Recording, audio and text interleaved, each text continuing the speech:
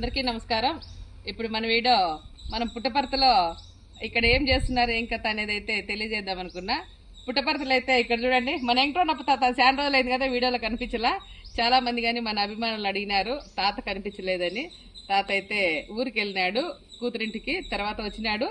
ఇప్పుడు ఇక్కడైతే అతను ఎక్కడున్నా అతని పని ఏందో మీకు అందరికీ తెలుసు. చూడండి చెట్లు, మిరప చెట్లు ఇవి.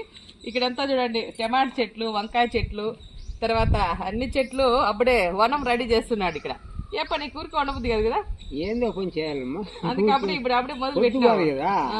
అప్పుడు అంటే అట్లా తప్పించుకుని విడిచిపెట్టావు కదా.